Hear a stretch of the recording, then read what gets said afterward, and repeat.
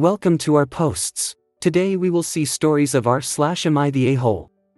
Am I the a-hole for asking our babysitter to set alarms when she sleeps? My wife and I, 34, have 3 children ages 7, 4 and 9-month-old.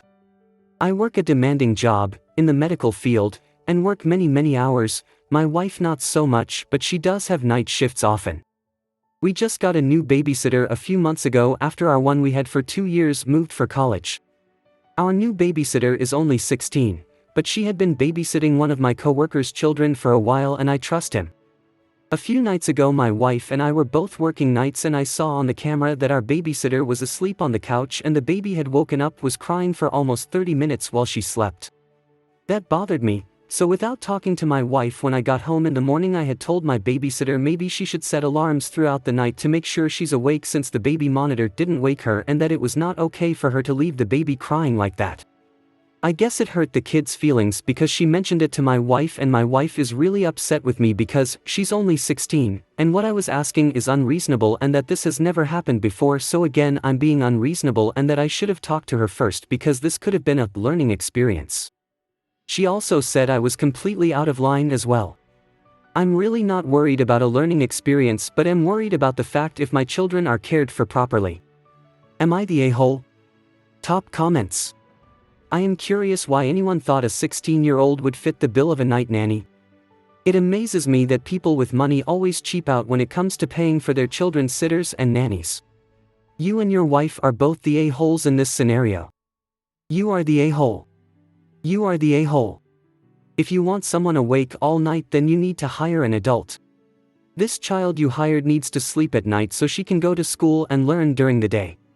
How can you someone in the medical field and not understand how important sleep is to a growing body and brain? You are the a-hole. You have a 16 years old who I'm assuming is also a high school student watching 3 children overnight. She fell asleep, which was to be expected, and the baby monitor didn't wake her up. The correct answer would be that you need a new baby monitor that will wake her up, not for her to set an alarm that goes off every so often all night. If that's no acceptable to you then it's time to hire an overnight nanny who is an adult instead of hiring a child to watch children. You are the a-hole. Don't hire a child and expect them to behave like a professional night nanny. You get what you pay for. You are the a-hole. 1. You're paying her the going rate for 1 child when you have 3. 2. It's actually illegal for a minor to be working those hours. So, you're cheap and unethical. Is that 16-year-old aware that you were able to watch them? Look, you either trust them or you don't. You are the a-hole. I think your alarm suggestion was quite stupid. Is she supposed to set an alarm every 15 minutes or something? If the monitor has a proper loudness, then you just need to find someone better to watch the kids. If the monitor isn't loud, get a better one. This is a lot for a 16-year-old. Find a new babysitter or hire a nanny. Next story. Am I the a-hole for calling a girl overdramatic when she was crying after rear-ending me? Last weekend, I attended my brother's college graduation. After the ceremony, I found the rear of my trunk had been hit. The other driver was still there. She was an 18-year-old who was crying hysterically while her mom tried to calm her down. The girl apologized profusely and said she had overestimated how much room she had to back out and hit my car. I wasn't upset because mistakes happen. I asked if she had insurance and she was too worked up to answer. So, I turned to her mom and she said yes, they'd go get it as well as call the police so there could be an official report for the insurance company. Cool. The girl was still really worked up. I told her, it's fine. Don't worry about it. I'm not upset and accidents happen. She's still a mess when the cops show up. I found this a little overdramatic and admittedly rolled my eyes. I obviously don't know this girl, but it was beginning to feel like she was trying to manipulate her way out of trouble even though the cop and I both said these things happen and that the insurance would likely take care of it. Eventually, the police left. I told the girl to calm down, it's over, and stop being dramatic. Then, I got in my car and was ready to leave. My sister was with me the whole time. She told me I was unnecessarily mean to the girl. I said she was being overdramatic for no reason, especially as no one yelled at her the entire time. My sister pointed out this girl is likely a new driver, probably worried she ruined whoever she was there to celebrate, etc. Plus, she's probably worried about her rates going up. Or maybe she has anxiety or whatever. Even if she was trying to manipulate with tears, I didn't have to be a jerk. I shrugged it off and let it go. So far, her insurance has been cooperative and it seems this will all be resolved rather quickly. The subject came up at the party we had for my brother. Most of my family thought I was being a jerk, though some agreed she needed to calm down. Am I the a-hole? Top comments. I got into my first fender bender around this age and, as someone who struggles with anxiety, was hysterical for a few minutes trying to process the sheer amount of stimuli that comes from a car accident and the steps you have to take after. Things going through my head. 1. My parents are going to be so mad at me. 2. The financial burden of repairs and insurance will make my parents mad at me. 3. Holy crap, I just hit someone and they're going to be mad at me. 4. Even though I knew it wasn't a huge accident, this is scary and cars hitting cars is violent and I'm scared. 5. Police are here equals I'm in trouble. 6. Embarrassment at how I'm reacting and also at having caused all this drama in the first place. 7. I'm late for work and now work is also going to be mad at me. I won't straight up call you the a-hole, but you're close to it. Anxiety isn't rational and an 18-years-old probably wouldn't react rationally to this on a good day. So someone you don't know was having an emotional reaction to something you weren't present for, you only saw the aftermath. You don't know what else may have been going on in her life, you don't know what her prior history was that could be contributing to her emotional state, and you don't know what the consequences to her might be. So knowing nothing else about her other than she was upset but was still doing exactly what she was supposed to do, in terms of admitting responsibility, calling the police and sharing her insurance information, you still decided that her emotional reaction must be some attempt to manipulate the situation. Even though you have absolutely zero basis for that extremely unkind assumption. You are the a-hole. Literally all you had to do was not say anything, and you couldn't even manage that. Yeah, you are the a-hole. Like you said, you don't know her. She could have an anxiety disorder. She could have a lot of fear around driving. She could have abusive parents, who were putting up a front for you and the cop until they got home. She could be upset at the price hike this is going to cause in her parents' insurance. Maybe they can't afford that. It could be so many things that you have no way of knowing. All you had to do was nothing. You just had to be quiet and leave. For what reason did you feel the need to criticize her and tell her she was being too much? I grew up autistic and with anxiety disorders and I absolutely loathed and dreaded having to interact with people who talked to me the way you talked to her. You are the a-hole. She's 18. That's probably the most legal/financial trouble she's been in. It may not be a big deal to you, a whole but adult, but it's a big deal to a teenager. She likely is not the master manipulator you think she is, she's probably just scared and sorry. You are the a-hole. I have a daughter with extreme anxiety, and the situation you just described is exactly why she doesn't want to learn to drive. She was already beating herself up. She didn't need you to join in. You are the a-hole. The first wreck I was ever in I was 18. It was my fault. I cried and cried. I was scared, embarrassed, felt horrible for the people I hit, confused, didn't really know what would happen next, and just had a lot of emotions. I wasn't trying to gain sympathy. Just really freaked out. You didn't even need to talk to her being getting her information. Just go wait in your car or nearby for the police. I don't understand why you felt the need to make a comment. Certainly you didn't think it would help her calm down. You are the a-hole. The girl was clearly beating herself up over the incident. And when has telling any woman to calm down and accusing her of being overdramatic ever helped anything? Never. She was upset and it was none of your business as to why it was so upsetting to her, not that you even attempted to broach a remotely helpful conversation with her. Next story. Am I the a-hole for not appreciating the surprise getaway my husband planned? For the past month, my husband, 27M, and I, 28F, have been in a rut. We've been arguing about so many trivial things. Last week, he randomly asked me if I liked eating s'mores. I said I don't care for them and rarely do I ever crave them. He then asked me what I thought of cabins and camping. I told him I don't care for either, to be honest, and the only way I would go camping is if it was a glamping experience. He nodded and said noted. Today he tells me to be ready and dressed by 4 p.m. because we have a date planned. I put on a cute outfit because all he told me was we have a special date planned. Any other time he's said that, the date usually involves us going out to a fancy restaurant. So I put on a skirt, some heels, and a top.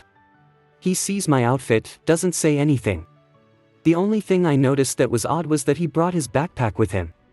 I asked him why, and he said that he just wanted to put his hoodie somewhere in case it got cold later. We get into the car and 20 minutes into the drive I ask him how far is the restaurant we're going to. He smiles and says, about an hour. I pull up my phone and start responding to some work emails to kill time. And then when we arrived to our destination I honestly got so upset. It was a super tiny trailer in the middle of the West Virginia woods. There was a small picnic table outside and just woods. I ask him what we were doing there and he turns to me and says, surprise. We're having a couples retreat. Do you like it? I walk inside the trailer and mind you, my husband knows I am extremely claustrophobic. There is no room inside this trailer. I start panicking because A. I need physical space, B. I'm in heels and a skirt in the middle of the woods, C. He packed PJs, his toothbrush, and a change of clothes but didn't think to tell me I'd be needing anything for this date. At that point I just blatantly ask him, have I ever expressed any interest in camping to you? He said, no. And then I followed up with, you know how much I hate small spaces, what made you think I'd enjoy this? I just really want to understand. He didn't say anything. I told him I appreciated the gesture but I could not for the life of me figure out how he thought planning this in the way he did was going to help get us out of a rut. This isn't the first time he's planned something for me that I hated. And the worst thing, I've told him before if I've never expressed interest in something to please not gift it to me or plan a date around it. I do a very good job at giving him extremely thoughtful gifts and planning him very thoughtful dates/experiences. And today I told him that it just seems like there isn't any consideration for me in that regard. Am I the a-hole for reacting the way that I did? Top comments. Not the a-hole. I'm bewildered by the idea of him planning a camping/outdoor/overnight type of event, not even hinting that you dressing up for going out to dinner was a problem, and not bringing along any toiletries or extra clothing for you. What was going on in this man's brain? I'm going to bring my wife out into the woods in inappropriate clothing and with nothing for her to change into or sleep in, and she's going to be happy about it? I don't necessarily mind camping, but this entire experience would feel disrespectful and piss me the heck off. Opie replies. I was very surprised to learn that he didn't pack me anything at all. If he packed me an overnight bag I might have reacted differently. I mean, yeah, sure, I hate small spaces. Would I have enjoyed myself? Probably not. But it would have been nice to know that my partner packed me my essentials. That he was thoughtful and intentional with the planning. I super hate the part where he didn't pack you any clothes or toiletries or anything. That was a total dumb move. Opie replies. That part was what made me cry. Does he have an ounce of respect for you? You actively told him you would not enjoy this experience, and he said, noted, and then took you anyway to the most half-but camping plan with no proper packing or toiletries? Are you kidding?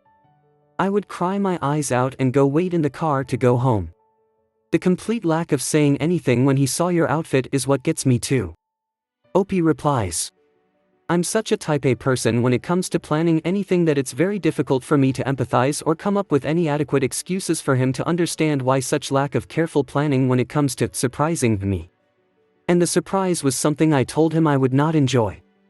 All I know is our therapist is going to have a field day with this. Not the a-hole.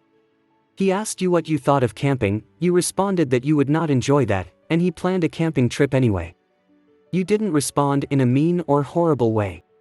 It sounds to me like you were actually pretty mature and respectful about it while still getting the "what were you thinking" point across.